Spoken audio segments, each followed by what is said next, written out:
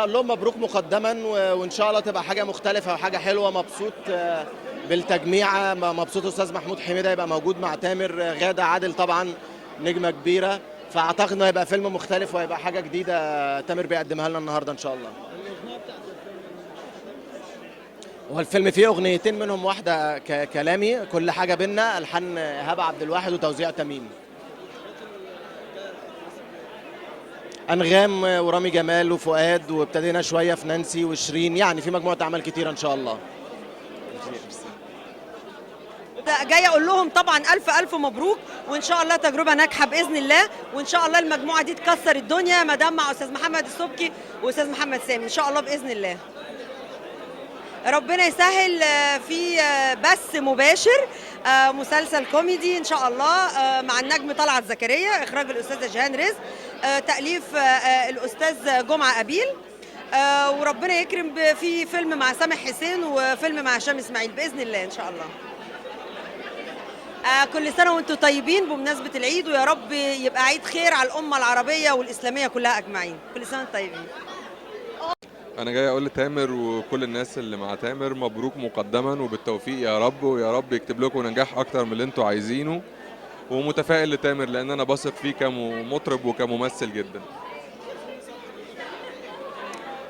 الألبوم بتاعي إن شاء الله خلاص نازل في العيد الكبير، أو يعني ماكسيمم بعد العيد ب10 أيام. الألبوم اسمه ملناش إلا بعض، إنتاج نجوم اف ام، وفي 14 أغنية، وأكتر من كده صعب أحرق عنه حاجة. الكليبات ان شاء الله في كليبين، وان شاء الله واحد هيبقى بره مصر وواحد في مصر ان شاء الله. ايه؟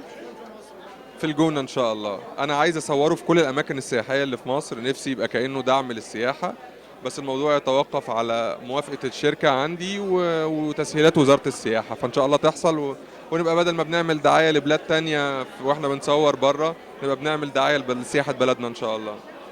ميرسي لذوقك، كل سنة وانتم طيبين، كل سنة وانتم طيبين.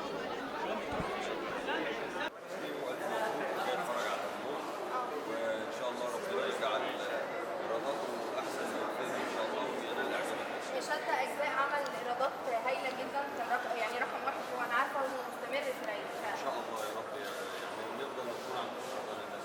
رئيس جمهوريه نفسه هتعملها في العيد ان شاء الله. في عيد المسلسل اخباره ايه؟ المسلسل في رمضان الجاي ان شاء الله اخراج محمد سامي برضه. هو اسمه ايه معلش؟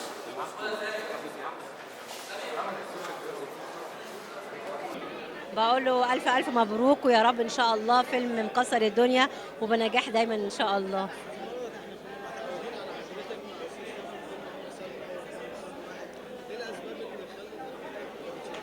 لا خالص ما فيش أسباب، هو ظروف عمل بس مش أكتر، مفيش أي أسباب، وإن شاء الله يبقى في أعمال تانية مع بعض بإذن الله. بعمل مسلسل اسمه جراب حوا بعد رمضان، ده مسلسل 60 حلقة منفصلة، حلقات منفصلة، وبعمل مسلسل إن شاء الله اسمه برضو مشاعر، ده مسلسل برضو 60 حلقة.